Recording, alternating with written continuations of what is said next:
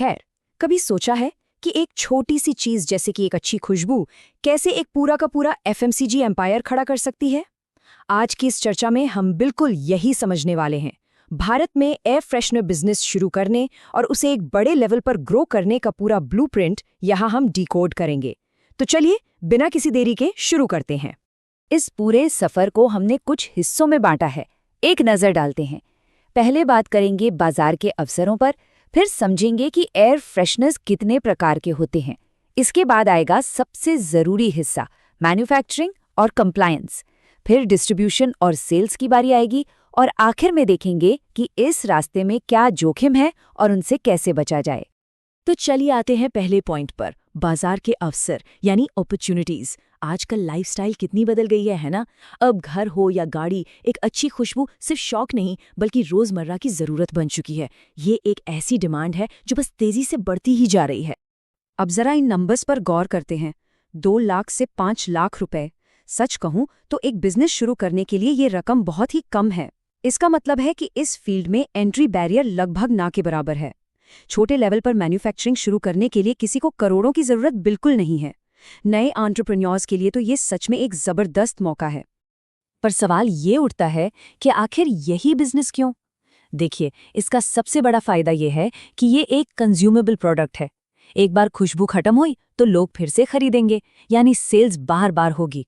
और सबसे अच्छी बात, शुरुआत में भले ही हम छोटे पैमाने पर काम करें, पर आगे चलकर इसे कॉन्ट्रैक्ट मैन्युफैक्चरिंग के जरिए बड़े प्रीमियम या इको फ्रेंडली सेगमेंट में ग्रो करना बेहद आसान हो जाता है।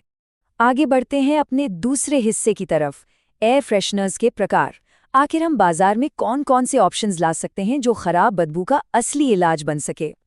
अगर हम बाजार को ध्यान से देखें तो ये 2 बड़े हिस्सों में बटा हुआ है। पहला हमारे घर और दूसरा हमारी गाड़ियां। इन दोनों जगहों की जरूरतें बिल्कुल अलग अलग हैं।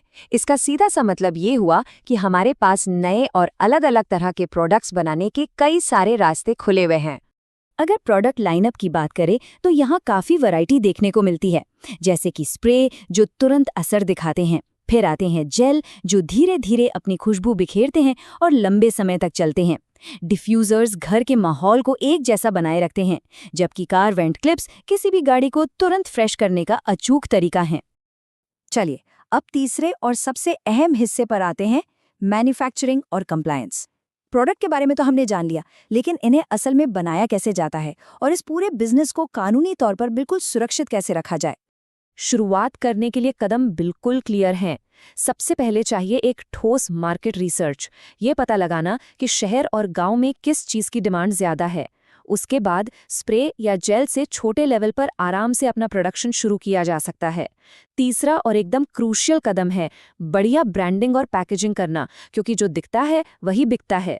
और आखिर में लोकल रिटेलर्स और ई-कॉमर्स प्लेटफॉर्म्स के साथ एक अच्छी डिस्ट्रीब्यूशन पार्टनरशिप बनाना।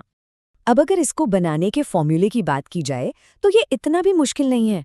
इसमें चाहिए होते हैं हाई क्वालिटी वाले खुशबू के तेल, उन्हें मिक्स करने के लिए सही सॉल्वेंट्स और जैसा हमने कहा एक बेहद आकर्षक पैकेजिंग। चीजें आसान जरूर लग रही हैं, लेकिन सच्चाई ये है कि अगर सक्सेस चाहिए तो इनके अनुपात और क्वालिटी पर बारीकी से नजर रखनी पड़ेगी। इन सब के बीच एक चीज जो बिल्कुल इग्नोर नहीं की जा सकती वो है लीगल कंप्लायंस। यहाँ BIS सर्टिफिकेशन का जिक्र करना बहुत जरूरी है। ये कोई आम सरकारी मुहर नहीं है, बल्कि आपके ब्रांड के सेफ्टी स्टैंडर्ड्स और लेबलिंग नियमों का एक प्रूफ है। यही वो छोटी छोटी चीजें हैं जो मार्केट में विश्वसनीयता बनाती हैं और आगे आने वाली कानूनी अड़चनों से भी बचाती हैं। ठीक है, आगे बढ़ते हैं चौथे हिस्से पर, डिस्ट्रीब्यूशन और सेल्स। मान लीजिए कि प्रोडक्ट तैयार है और सर्टिफाइड भी है। अब फैक्ट्री से निकलकर सीधे ग्राहक तक पहुंचने का सही रास्ता क्या होना चाहिए? ध्यान दें तो सेल्स के दरवाजे हर तरफ से खुले हुए हैं। रिटेल स्टोर्स, बड़े सुपरमार्केट्स या फिर ऑनलाइन मार्केटप्लेस के जरिए प्रोडक्ट्स सीधे लोगों तक पहुंचाए जा सकते हैं। पर रुकिए, इसमें एक और जबरदस्त मौका छिपा है। अगर इस बिजनेस को तेजी से बढ़ाना है तो B2B सप्लाई एक बहुत ही प्रॉफिटेबल मॉडल साबित होता है। बड़े होटल्स और कॉर्पोरेट ऑफिसों में थोक सप्लाई करना ये वाकई में एक गेम चेंजर हो सकता है। इसकी भौगोलिक रणनीति भी देख लीजिए। दिल्ली या मुंबई जैसे अर्बन एरिया में कार और होम फ्रेशनर्स की भारी डिमांड हमेशा रहती है, लेकिन जो असली छिपा हुआ खजाना है ना, वो टियर 2 शहरों में है। वहाँ कंपटीशन काफ़ी कम है और मिडिल क्लास मार्केट तेज़ी से आगे आ रहा है। और अगर सोच ग्लोबल है, तो भारतीय खुशबुओं की जीसीसी देशों और दक्षिण पूर्व एशिया में इतनी ज़बरदस्त डिमांड है कि एक्सपोर्ट का ऑप्शन बहुत बड़ा मुनाफा ला सकता है।